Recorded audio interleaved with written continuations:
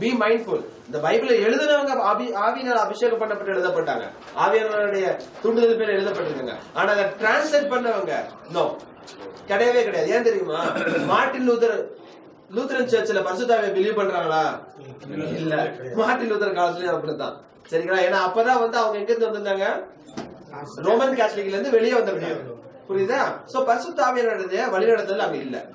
இது எத்தனை literal translators அவங்க நாட்டுல இருக்கிற எல்லா மொழிபெயர்களை கூப்பிட்டு பண்றதுதான் இந்த வேலை. சரியா? சோ முதல்ல அதை புரிஞ்சுக்கோங்க. ஒரு பிசாசை வரட்டதுக்கு தயவு செய்து உபவாசிக்க ஓடாதீங்க. ஒரு பிசாசை வரட்டதுக்கு தயவு செய்து ஜெபிக்க ஓடாதீங்க. நீங்க இப்படி திரும்பினா உங்க முதுகலே போடுவா. நம்மளோட போராட்டம் எங்க இருக்குது? முன்னாடி இருக்குது. நீங்க புறமுதுக காட்ட வேண்டாம். புரியுதா? நிஞ்ச நிமித்து நில்லுங்க. என்ன நீ போக மாட்டேங்கிறியா? நான் இங்கதான் நிப்ப, நீ போயே ஆகணும் என்று சொல்லி இயேசுவின் நாமத்துல கட்டளை வெளியே போ என்று சொல்லிட்டு போகாது. சில பிசாசுகள் போகாது, விடாதீங்க. சில ஆவிகள் பல மணி நேரம் ஆனாலும் விடாதீங்க. Don't get tired. உங்க மாமிசம் பலவீனம் உள்ளது. ஆனா உங்களுக்கு இருக்க ஆவியானவர் என்ன சொல்வார்னா, அவனை விடுதலை பண்ணு, அவனை விடுதலை பண்ணு. அவனுக்கு தேவை, நான் தேவை, அவனை விடுதலை பண்ணு. ஏன்னா அலகழிச்சுக்கிற ஆவி அடுத்து கொண்டு போய் அவனை கொல்றதுக்கு நீங்க இந்த பக்கம் திரும்பிட்டீங்கன்னா ஒண்ணு உங்களை அடிக்கும், இன்னொன்னு என்ன பண்ணீங்க அதை திரும்பிட்டீங்கன்னா அவன் போய் மறிக்கிறதுக்கு ரெடியா இருப்பான். தற்கொலை பண்ணிட்டு தற்கொலை நடக்கிறதுக்கு காரணம் அதுதான். பல தற்கொலைகளுக்கு காரணம் அதுதான். முந்தின நாள்லாம் சர்ச்சில் அவங்க வீட்டுக்கு போய் ஜெபம் பண்ணிருப்பாங்க, விடுதலை ஜெபம். வீட்டுக்கு போய் ஜெபம் பண்ணிருப்பாங்க, அடுத்த நாள் சூசைட் பண்ணிருப்பாங்க. இல்ல அந்த வாரம் தான் ஏதாவது மீட்டிங் நடந்திருக்கும், கூட்டிட்டு போயிருப்பாங்க, அந்த வாரமே செத்து இருப்பாங்க. ஏன் நினைக்கிறீங்க? பிசாசுக்கு பிசாசு என்ன பண்ணுவான்? நம்மள அவன் எதுக்கு இருக்கிறான்? கொல்லவும் திருடவும் கொல்லவும் அழிக்கும். இல்ல, ஸ்டீல் கில் அண்ட் டிஸ்ட்ராய், அதுக்குதான் இருக்கிறான். தயவு செய்து உங்களை நீங்க பாக்காதீங்க.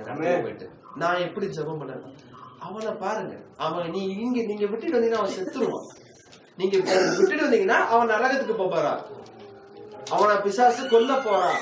அந்த குடும்பம் நடுத்தருல அனாதையா நிக்க போகுது, பிச்சை எடுக்க போகுது. Be mindful of that. Don't be self conscious. நாங்க நல்லவங்களா இருக்கிற நம்ம ஜெபம் பண்ண அவனை காப்பாத்துங்க. இயேசு அதுக்குதான் வந்தார், இயேசு அதுக்குதான் உங்களை தொட்டுக்கிறார். இலவசமாய் பெற்றுக்கொண்டீர்கள், இலவசமாய் கொடுங்கள், அவரோட வார்த்தைக்கு கீழ்படியுங்கள். ஓகே, ஆமென். சரி, ரைட். சோ இப்ப இது பார்த்துட்டோம். என்ன பார்த்துட்டோம்? நம்ம ஜெபம் தேவையில்ல, உபவாசமும் தேவையில்ல பார்த்துட்டோம். ஜெபம் உபவாசம் நல்லது, வீட்டுக்குள்ள நல்லது. நான் அது வேண்டாம்னு சொல்லல ஐயா, ஞாபகம் வச்சுக்கோங்க. அதுல நீங்க இப்ப இந்த வசனத்தான் படிக்கிறேன்னு சொல்ற காரணம் என்னன்னா, நான் சும்மா அப்படி படிச்சுட்டு சொல்லல உங்களுக்கு. சரியா?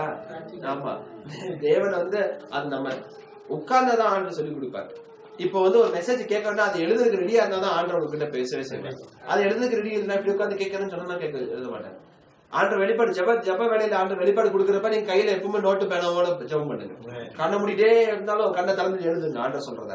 நீங்க எழுதுறதுக்கு ரெடியா இல்ல அப்படின்னா ஆண்டர் சொல்லுறது என்ன வேண்டாம் நீங்க சொல்லிட்டே இருப்பீங்க. முடிச்சோன்னா உண்மை உங்களுக்கு ஞாபகம் இருக்காது. ஆண்டர் அதனாலதான் நிறைய பேருக்கு ரெவலேஷன் கொடுங்க. ஏன் வார்த்தையை நீங்க அவமாக்குறீங்க? நான் உனக்கு தீர்க்கதரிசனமா சொன்னா நீ ஒண்ணுமே you are not even noting it down. நீ அதை ஞாபகம் கூட பார்க்க மாட்டேங்கிறீங்க. அதனால ஆண்டர் கிட்ட முன்னாடி போறப்ப எப்பவுமே கையில நோட் பேப்பர் எடுப்பாங்க. பிரேயர் பண்ணப்ப முன்னாடி பைபிள் இருக்கோ இல்லையா, ஒரு நோட் பேப்பர் ரெடியா இருக்கு, பேசுறத கடகடை எழுதுங்க. ஆமென். சோ இந்த மாதிரி ஒரு ஆயத்தத்தோட நீங்க படிச்சீங்கன்னா, வேதத்தை ஆராய்ந்து படிக்கிறப்போ கர்த்தர் நிறைய காரியங்களை பேசுவார். ஓகே, சரி. அடுத்து நம்ம பார்க்க போறது யோபு குறிச்சு பார்க்க போறோம். நம்ம நிறைய நேரத்துல இந்த யோபு வச்சு நம்ம நிறைய கதையை ஓட்டிட்டு இருக்கிறோம். அந்த யோபு என்னங்கறத நம்ம பார்த்து முடிச்சிடலாம்.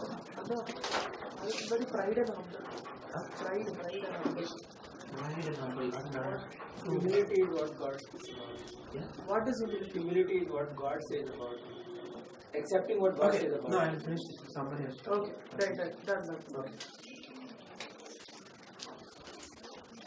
Okay. Thank you, Jesus. Praise God. Hallelujah. Okay, சரி. யோபு 1ஆம் அதிகாரம் வேகமா படிச்சுங்க. 7வது வசனம். அல்ல, 6வது வசனம் வாசிப்போம்.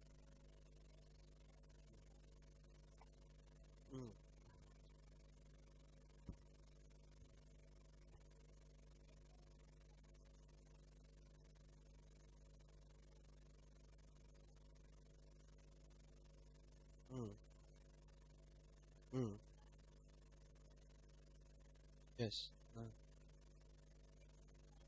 சரி. ஓகே, வாசிங்க வாசிங்க.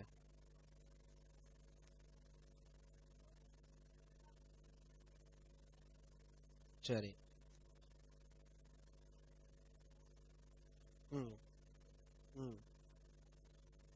12வது வசனம் வாசிங்க நேரா. இல்ல 11வது வசனம் வாசிங்க.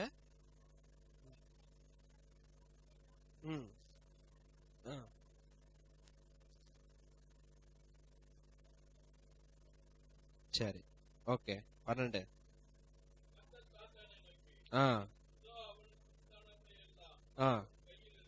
சரி.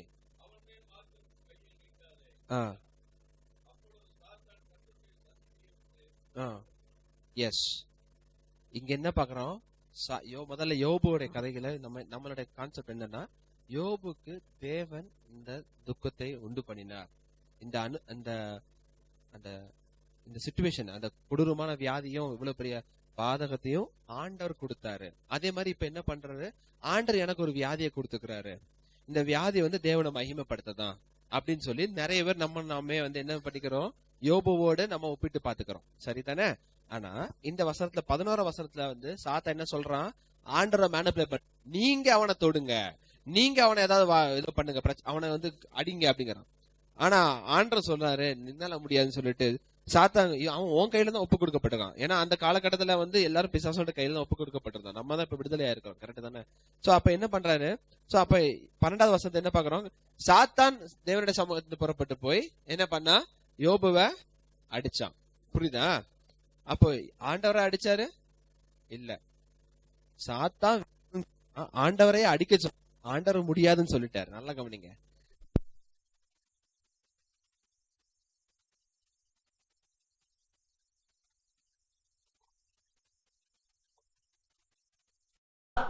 இந்த இப்படிப்பட்ட ஒரு காரியத்தை அவன் வாழ்க்கையில பண்ண, அவனோட குடும்பத்தை அழிக்கிறாரு, சொத்தை அழிக்கிறாரு, கடைசி அவனுக்கு ஒரு பெரிய வியாதியை கொடுக்கறான் அவன். சோ என்னாச்சு? அது 13 to 19 வரைக்கும், யோபு 13-19 அவனுடைய காரியங்கள் இழந்து இழந்து போன காரியங்களை குறிச்சு எல்லாம் பாக்கணும். அப்புறம் திருப்பி 2வது முறை யோபு 2வது அதிகாரம் 7வது வசனத்தை பாருங்க. அப்பொழுது சாத்தான் தேவனுடைய பிரசன்னத்திலிருந்து புறப்பட்டு போய் என்ன பண்ணா? இப்ப இந்த வியாதியை கொண்டு வந்தது யாரு? ஓகே, கடவுளை கொண்டு வந்தாரு இல்ல. அடுத்து சோ இப்ப ஓகே, இப்போ இதுல இருந்து பாக்குறோம் யோபுக்கு நடந்தது எல்லாமே யாரோட வேலை? அப்ப உங்களுக்கு ஒரு வியாதி இருக்குமானா அது யாரோட வேலையா இருக்கும்? தேவன் கொடுக்கிறாரா? இதைத்தான் நம்ம யூஸ் பண்ணிட்டு இருக்கிறோம்.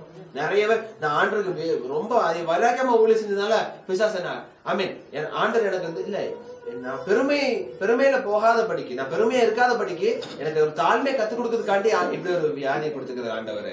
எனக்கு இந்த வியாதி கொடுத்ததுனால நான் இந்த வியாதியிலே நான் ஆண்டரை மகிமைப்படுத்துவேன் சொல்லிட்டு இருக்கிறேன். நான் யோபு போல அப்படின்னு சொல்றாங்க. ஓகே, சரி, நீங்க யோபு போல அப்படின்னா யோபுடைய கடைசி கட்டத்துல என்னென்ன ஆசீர்வாதங்கள் வந்துச்சு அதே ஒரு பார்த்துப்போம். 42வது அதிகாரம் 42, யோபு 42 10வது வசனம். யோபு தன் சிறையிருக்காக வேண்டுதல் செய்த போது சரி கர்த்தர் அவன் சிறையிருப்பை மாற்றினார். எஸ். யோபுக்கு முன்னிருந்த எல்லாவற்றை பார்க்கும் இரட்டத்தனையாய் கர்த்தர் அவனுக்கு தந்தளினார். ஆமென். இரட்டத்தனையாய் கொடுத்துட்டாரா? சரி, ரைட். யோபோட வயசு காலம் எத்தனைன்னு பாருங்க. 42-16. அதற்கு பின்பு யோபு 140 வருஷம் உயிரோடு இருந்து 4 தலைமுறையாக தன் பிள்ளைகளையும் தன் பிள்ளைகளுடைய பிள்ளைகளையும் கண்டார். 140 வருஷம் உயிர் வாழ்ந்துக்கிறான். அதன் பின்பும் கூட. இப்ப நீங்க உங்களை நீங்களே யோபுன்னு சொல்லி ரெடியா இருந்தீங்கன்னா ரெடியாங்க. ரெட்டத்தனைய ஆசீர்வாதத்தை பெற்றுக் கொள்றதுக்கு நீங்க 140 வருஷம் வாழ்ந்து ரெடியா இருக்கீங்க. நீங்க வாழ்றீங்களா? முதல்ல அது இல்லையே. சரி, இல்ல இப்பதான் நான் யோபு போல நான் அனுபவம் எடுக்கிறேன். மேபி கூடி சீக்கிரம் நடக்கலாம் அப்படிங்கிறீங்களா? சரி, யோபு எத்தனை காலம் அந்த பாடுகளை அனுபவிச்சார் சொல்லுங்க பாக்கலாம். Yes, 6 to 9 months. இவ்வளவுதான் மினிமம் 6 to 9 months. ஏன்னா வேதத்துல எங்கேயுமே சொல்லப்படல வருடங்கள் என்று சொல்லப்படல.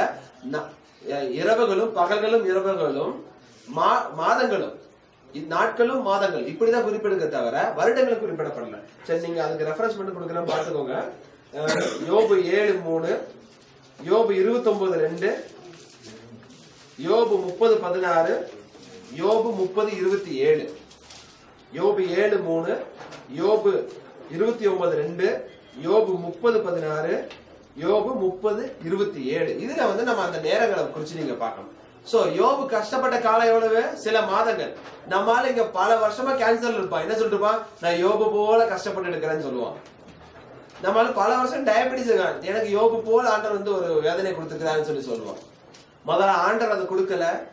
நீங்க அப்படியே யோபுவா இருந்தாலும் 6 மாசத்துல ரெட்ட தனியா நீங்க எடுத்துட்டு வந்து நிக்கணும். காட்டுங்க, ப்ரூவ் பண்ணி காட்டுங்க பைபிள்ல நீங்க யோபுன்னா. கரெக்டா? புரிஞ்சுதா இல்லையா? சரி. ஆனா நான் என்ன சொல்றேன், இதுக்கு நமக்கு வேலையே இல்லை. ஏன்னா யோபுவோட காலகட்டம் வேற, நம்மளுடைய காலகட்டம் வேற. யோபு வந்து முதல்ல மோசேனுடைய கட்டளைக்குள்ளே கிடையாது, அது கூட கிடையாது, அதுக்கு முன்னாடி எழுதப்பட்ட புக். சோ நம்மளுக்கு யோபுவை காட்டிலும் புதிய பிரமாணம் நமக்கு இயேசுனுடைய பிரமாணம் ஆக கொடுக்கப்பட்டிருக்குது. அவனுக்கு கடவுளுடைய அழுக்கிற கிருபைகளை பத்தி எதுவுமே தெரியாது. நம்மளோ இப்ப அவர் கிருபையினால அவரோட சேர்ந்து அவரோட உடன் சுதந்திரா இருக்கிறோம். ஆமென். சோ அதனால நம்மளுக்கு இந்த கதைக்கும் சம்பந்தம் கிடையாது. கர்த்தர் அனுமதிக்கிறாரு. அதுதான் சொன்னேன், கர்த்தர் அனுமதிக்கல. கர்த்தர் அனுமதிக்க, அவன் கேட்டது என்னது? நீங்க அடிங்கன்னு கேட்கிறாரு. சாத்தா ஆண்டு சொன்னது அவன் உன் கையில தான் இருக்கிறாங்க. ஏன்னா கர்த்தர் ஏன் அங்க உங்க கையில தான் இருக்கிறான்னு. ஆமா, ஆதாம் கிட்ட இருந்து வாங்கினது சாத்தான் தான். ஆதாம் கிட்ட இருந்து இந்த அதிகாரத்தை வாங்கிட்டான். மனுஷனை கொல்றதுக்கு அதிகாரத்தை சாத்தான் வாங்கிட்டான். கர்த்தர் இவனை புகழ்ந்து பேசுறாரு. உத்தமனும் சன்மார்க்கனும் பொல்லாப்புக்கு பயந்து விலகிறவனுமா இருக்கிறான். என் தாசனாகிய யோபின் மேல் கவனம் வைத்தாயோ. ஆமா, ஆண்டவர் அது இப்ப வந்து ஆண்டவர் அதை பேசத்தான் செய்யறாரு. ஆண்டவர் பிரியமானவனா யோபு. ஆமா ஆமா, அதுல இல்ல, யாரும் டவுட் இல்லையா. ஆனாலும் யோபு யாருக்கு கீழே இருந்தான்? கீழே தான் இருந்தான். என்னதான் நன்மை நரிக்கிரியை செய்திருந்தாலும் அவனுக்கு இந்த கிருபையின் காலம் அவனுக்கு கொடுக்கப்படல. அவன் தேவனை முகமுகமா பாக்குறதுக்கு அவனுக்கு கொடுக்கப்படவில்லை. பழைய ஏற்பாட்டு காலத்துல இந்த அதிகாரம் கொடுக்கப்படவில்லை. அவங்க நிழலா தான் பார்த்தாங்க, நம்ம அதை நேரா பார்க்கணும். இல்ல நான் சொல்லல, சத்தியத்தை பேசுறேன், சத்தியத்தை சொல்றோம், சத்தியத்தை நம்ம கேட்கிறோம், அவ்வளவுதானே. சரி, என்னன்னா பைபிள் படிக்கிறத ஒரு சின்ன ஒரு மாற்றத்தை இல்ல, எப்பவுமே இப்படிதான் பைபிள் படிக்கணும். எப்படின்னா பேசிக்கா என்ன எழுதப்பட்டிருக்குது, யாருக்கு எழுதப்பட்டுச்சு, எப்போ எழுதப்பட்டிருக்குது, காலகட்டம், சரியா, அதை சேர்த்து படிச்சாதான் நம்மளுக்கு இந்த வசனம் புரியும். நம்மளுக்கு ஒருத்தர் சொல்லி கொடுக்குறாங்க, அதன்படி நம்ம படிக்கிறப்போ அவங்க என்ன நம்மளுக்கு ஒரு கான்செப்ட் வச்சிருக்காங்களோ அதன்படிதான் நம்ம பைபிள் படிச்சுட்டு இருக்கிறோம். It is from the beginning. ஏன்னா நம்ம இன்னைக்கு பார்த்தது எல்லாமே வசனம் தான், நம்மளுக்கு தெரிஞ்ச வசனம் தான், நம்ம சொன்ன வசனமே தான், ஆனா வேற அர்த்தத்துல இப்ப நம்ம பார்த்தோம். கரெக்ட் தானே? நம்ம இன்னைக்கு அப்படித்தானே நம்ம எல்லாத்தையும் ப்ரூவ் பண்ணோம். எல்லாமே வசந்தம் இருக்குதுன்னு சொல்லி தானே ப்ரூவ் பண்ணோம். So it is not a big thing. அதனால நம்ம கத்துக் கொடுக்குறப்பவும் சரி, நீங்க கத்துக் கொடுக்க போற சரி, எப்பவுமே சொல்லுங்க, நீ அவங்களுக்கு வசனத்தை ஆராய கத்துக் கொடுங்க. நீங்க வசனத்தை வந்து நீங்க படிச்சு அது நான் சொன்னது கரெக்டா அப்படின்னு சொல்லி உங்களை நீங்க தாழ்மை ஆக்கிக்கோங்க. புல்பட்ல நிக்கிறப்போ சரி, பிரசங்கம் பண்றப்போ சரி, ஸ்டேஜ்ல ஏறப்போ சரி, never be a conveyor. Like you be a conveyor, never be a source. நீங்க வந்து சோர்ஸா இருக்குன்னு அவசியமே கிடையாது. Just convey. நம்ம ஆண்டோட வார்த்தையை கன்வே பண்றோம். அப்போ சொல்ல நம்ம மாம்சத்துல சில நேரம் சில விஷயங்களை பேசிருக்கலாம். ஆண்டர் தெளிவா பேசியிருப்பாரு. நம்ம பேசுறப்ப நம்ம நிறைய நேரம் பாத்துக்கிறோம். நான் இதை சொல்ல வரல, பட் நான் பேசுறது ஆவியானவர் பேசுறாரு. சில நேரம் பார்த்தப்ப நம்மளோட இருந்து நம்ம பேசியிருப்போம். ஆனா நம்மளுக்கு தெரிஞ்சு நம்மளுடைய கோட்பாடுகள் கரெக்டா உள்ளதான் பேசியிருப்போம். பட் நமக்கு தெரியும் நம்ம மாம்சத்துல பேசணும் அப்படின்னு சொல்லிட்டு. ஆவியில பேசுறது என்னங்கிறது நமக்கு நல்லாவே தெரியும். கரெக்டா தானே? கரெக்ட். எல்லாரும் உணர்ந்திருக்கிறோம். சோ அதனால வசனத்தை பேசுறப்ப அதை அப்படியே பேசிட்டு அந்த வசனத்தை கேட்கிறவங்க இடத்துல நீங்க வசனத்தை ஆராய்ந்து படிங்க. நீங்க வசனத்தை படிங்க. ஐயா பாஸ்டர், இது இன்னொரு one more thing, don't expect everybody to come to you for help. எல்லாரும் உங்ககிட்ட வந்து உதவி கேட்கணும்னு நீங்க ஆசைப்படாதீங்க. எல்லாரும் உங்களை சார்ந்து இருக்கணும்னு ஆசைப்படாதீங்க. வேண்டாம். என்னன்னா உங்க சுமையை ஆண்டர் குறைச்சிருக்கிறாரு. அதனால என்ன பண்ணலாம், நீங்க மத்தவங்களுக்கு அதை சொல்லிக் கொடுங்க. அவங்களுக்கு கத்து கொடுத்துட்டு அப்படி போய்கிட்டே இருக்கட்டும். அவ்வளவுதான். நம்ம சுமையை தாங்கிறது நம்மளுக்கு ஆண்டர் பாத்துக்கிட்டாரு. நம்ம சிலுவை சுமந்து போறதுக்கு ஒரு சாதாரண விஷயம் தான், அது ஒரு பெரிய விஷயம் ஒண்ணு இல்ல. என்ன பண்றோம்னா நம்ம எல்லாருடைய கஷ்டத்தையும், சபையின் மக்கள் இருக்கிற எல்லாருடைய கஷ்டத்தையும் பாஸ்டர் மேல போடுறதுனாலதான் அவங்களுக்கு கஷ்டம். உண்மையிலே சொல்றேன், அதுதான் பாரம். பாரம் பாரம் பாரம் பாங்க. அவங்களுக்கு சாப்பாடு தண்ணி இறங்காது, அவங்களுக்கு நேரமா சாப்பிட முடியாது, நேரமா வேலை செய்ய முடியாது, எதுவுமே சரியா செய்ய முடியாது. காரணம் என்னன்னா, ஆத்து மக்கள் காண்டி ஓடுறோம், அந்த விசுவாசிக்காண்டி, இந்த விசுவாசிக்காண்டி இப்படி ஓடிக்கிட்டே இருக்கிறோம். நான் என்ன சொல்றேன், அமர்ந்துருங்க. நாங்க உண்மையை சொல்ல போனா, என்ன ஒரு சின்ன எக்ஸ்பீரியன்ஸ் சொல்றேன்.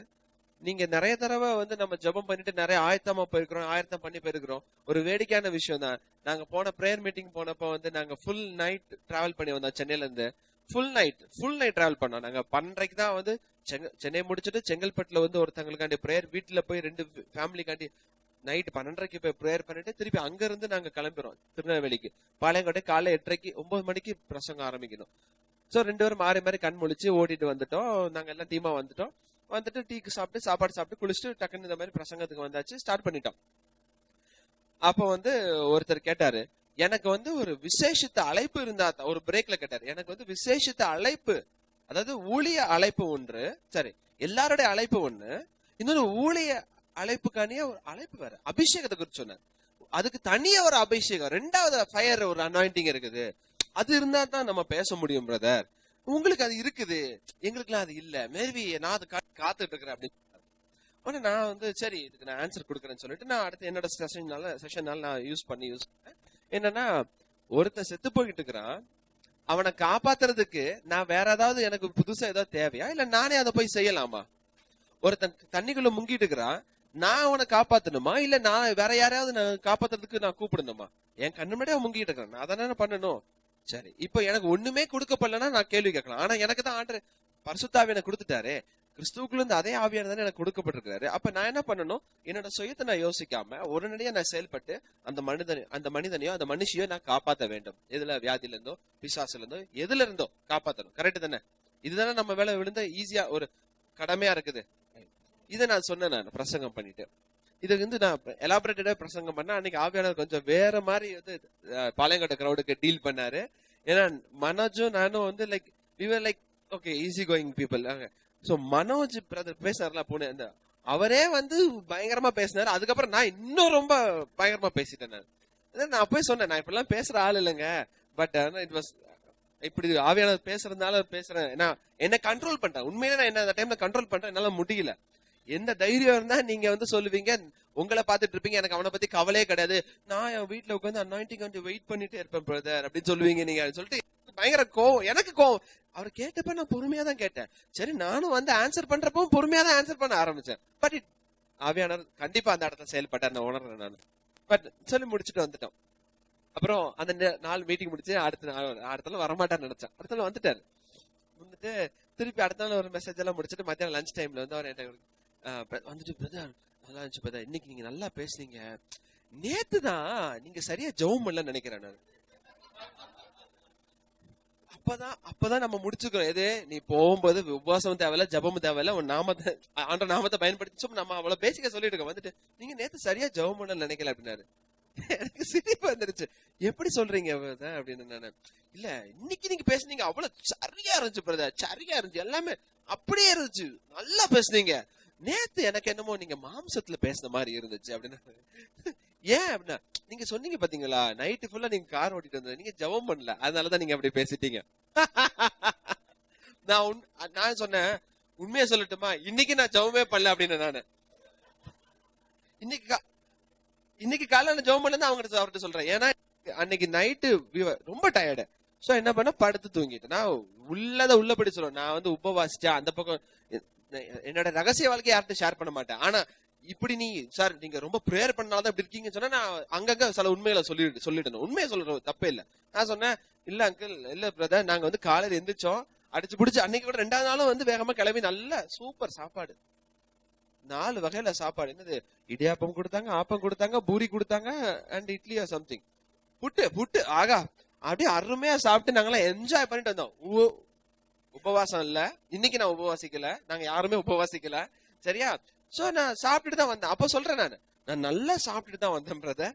இன்னைக்கு காலை கூட நான் ஜெபமே பண்ணல, ஏன்னா நைட்டு ஃபுல்லா நாங்க ஆண்டோட வார்த்தை பேசிட்டு இருந்தோம். அது உண்மை, அது ஓகே இருந்துகிட்டோம். நான் தூங்கி எழுந்து அப்படியே தான் வந்தேன். அவர் நினைச்சாருப்பா இன்னைக்கு நான் ஒரு ஃபாஸ்டிங் பிரேயரை போட்டு வந்துட்டு, அதனால இன்னைக்கு பேசுறப்ப கர்த்தரோட வார்த்தை பயங்கரமா போச்சு போல. நேத்து நான் என்ன விஷயம்னா, நான் பேசுறதெல்லாம் அவருக்கு இருதயத்துல குத்துற மாதிரி இருந்துக்குது போல, அதான் மேட்டர், வேற ஒண்ணும் கிடையாது. அவரால் அந்த இடத்துல உட்கார முடியல போல. சரி, இன்னைக்கு வந்து என்கிட்ட சொன்னாரு, நான் அவர்கிட்ட சிரிச்சு நான் பேசிட்டு இருந்தேன். கூட 2 பசங்க வந்திருந்தாங்க, அவங்க கேட்க வந்திருந்தாங்க. உடனே அவங்க உள்ள வந்து என்ன நீங்க எப்படி பேசுறீங்கன்னு சொல்லிட்டு அவங்க அழகா வசனத்தை எடுத்து காமிச்சு, நானே ஆன்சர் பண்ணல, அந்த 2 நாள் அவங்க 1.5 நாள் அவங்க பசங்க கேட்டிருந்தாங்க, அவங்களே ஆன்சர் பண்ணி அவங்களே அவருக்கு கொடுத்து, அவர் கடைசிக்கு என் கையில தண்ணி ஊத்தி கழுவி தட்டை வாங்கி வச்சு கைய கழுவி விடுற அளவுக்கு வந்துட்டாரு அவர் அந்த மனுஷன். அப்புறம் சொன்னேன், ஐயா நீங்க ஜபத்தினாலையும் வசனத்தினாலும் நீங்க பெருகல உங்களுக்கு, ஆனா வெளியில வந்துட்டு நீங்க அதை சொல்லணும்னு அவசியம் கிடையாது. நீங்க என்ன பண்ணுங்க, ஆனா நீங்க பண்ண வேண்டியதெல்லாம் கர்த்தரோட வார்த்தை கீழ்ப்படிங்க, அது மட்டும் போதும். ஒருத்தனை விடுதலை ஆக்குறதுக்கு நீங்க ஜபம் பண்ணி பெருசா பண்ணணும்னு அவசியம் கிடையாது, நீங்க கீழ்ப்படிந்தா மாத்திரமே போதும்னு சொல்லிட்டு வந்தேன் நானு. சோ இது எனக்கு ஒரு ரொம்ப ரொம்ப சூப்பரான எக்ஸ்பீரியன்ஸ். இதுதான் என்னன்னா, you don't have to be perfect because Christ who is in us is perfect, already perfect. அவரு என்னன்னா எப்போ ஒரு இடத்துக்கு போனாலும் முதல்ல நீங்க ஹீரோ ஆகிறத நிப்பாட்டிடுங்க, அதை மட்டும் தூக்கி ஒழிச்சிடணும். நான் வர்றப்ப நான் வந்து ஐ லேர்ன் எவ்ரி டைம். ஒவ்வொரு இடம் இந்த மாதிரி மீட்டிங் வரப்ப இந்த எங்க டீம் மெம்பர்ஸ் மூலமா ஐ லேர்ன் a lot. நான் நிறைய நிறைய நிறைய கத்துப்பேன் நான். ஏன்னா நான் கத்துக்கிறதுக்கு தான் வரேன். நான் உண்மையா கத்து கொடுக்கறதுக்கு நான் வரல. நான் சொல்லி எங்க டீம் கிட்டே சொல்லுவேன், நான் I have learned a lot. இன்னும் எவ்வளவு நான் சாகணும். ஒரு இடத்த டக்குன்னு லைட்டா ஒரு இப்படி பண்ணிக்க தேவையில்லையா அப்படின்னு நான் நினைக்கிறப்போ, டேய் நீ சாகு முதல்ல, அது நீயே பாக்குற, நீ இன்னும் நீ சாகலாமே, நீ இன்னும் வாய மூடிட்டு இருக்கலாமே, நீ இன்னும் ஒண்ணு குறைச்சிக்கலாமே. இப்படிதான் நாங்க லேர்ன் பண்றோம். புரியுதா உங்களுக்கு? நான் என்ன சொல்றேன்னு உங்களுக்கு புரியுதா?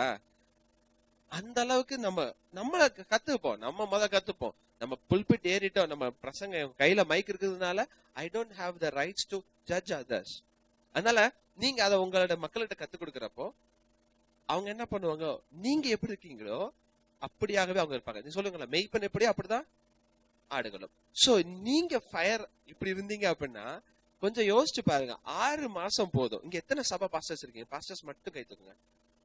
எல்லாம் டிஃப்ரெண்ட் சர்ச்சஸ்ல இல்ல பாஸ்டர் 1 செகண்ட் 1 கை தூக்குங்க ஐயா. 1 2 3 4 5 6 7 8 9 10 11 12 13 14 சபை. Thank you Jesus. சரி, இப்போ ஒரு 14 சர்ச்சஸ் இருக்குது.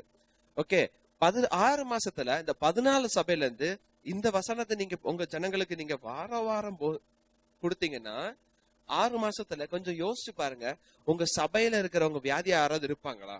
இல்ல உங்க சபை மக்கள் தங்கி இருக்கிற இடத்துல எங்கேயாவது வியாதியஸ்தர் இருப்பாங்களா?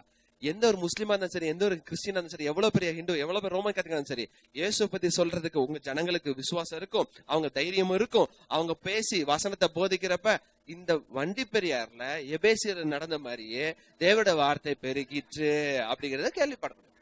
இதுதான் ரிவைவல். இதுக்கு நீங்க பிரேயர் பண்ண வேண்டாம், வசனத்தை மட்டும் சொன்னா போதும், ரிவைவல் ஆட்டோமேட்டிக்கா வந்துடும். ஆமென் ஆமென். அப்புறம் இன்னொரு சின்ன விஷயம். ரெடி? Okay okay. எல்லாத்தையும் விசுவாசிகள் கத்துக் கொடுங்க. விசுவாசிகளுக்கு எல்லாமே கத்துக் கொடுங்க. Don't keep it for yourself. இது எனக்கு மட்டும் ஸ்பெஷல், டோன்ட் கீப் இட், இது எனக்கு தான் அது அப்படின்னு நீங்க எதுவும் வைக்காதீங்க.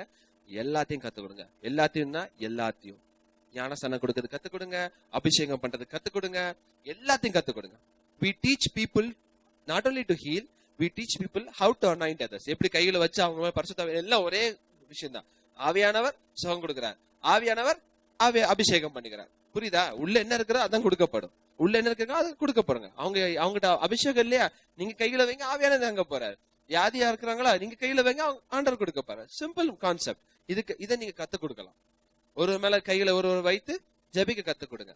அதுக்கப்புறம் ஞானஸ்நானம், எவ்ரிதிங் நீங்க என்னென்ன முடியுமோ make it as simple as in the word of God. ஆமா, டோன்ட் நீங்க நான் சொல்றேன், உங்ககிட்ட அத்தாரிட்டி இருக்குது, அந்த அத்தாரிட்டி கரெக்டா யூஸ் பண்ணுங்க. அதுக்குன்னு உங்களை யாரும் மதிக்க கூடாது நான் சொல்லல, நீங்க அத்தாரிட்டேட்டிவ் பர்சன் தான். ஆனா யோசிச்சு பாருங்க, ஆண்டவர் சொன்ன வார்த்தையின்படி if you want to be the highest, நம்ம என்னவா இருக்கணும்? உங்களை யாராவது தலைவனா இருக்கணும்னா நம்ம என்னவா இருக்கணும்? எத்தனை பேர் நம்ம சபை விசுவாசிகளுக்கு ஊழியம் செஞ்சிருக்கோம் சொல்லுங்க பாக்கலாம்? யாருமே இருக்க மாட்டோம். கரெக்டா? நான் என்ன சொல்றேன், அந்த ஆட்டிடியூட் நம்மளுக்குள்ள வரட்டும், கர்த்தர் நடத்துவார். ஆனா இந்த சத்தியத்தை இதோட விட்டுறாதீங்க, இந்த சத்தியத்தை தொடர்ந்து நடத்துங்க. இப்போ பிரதர் ஆண்டனி அவருடைய வெளிப்பாடுகளை கொடுத்து உங்ககிட்ட பேசுவாரு. I think after that we will go for lunch. ஆமா, லஞ்ச் இங்க வந்துரும், சாப்பாடு வந்துரும். ஓகே.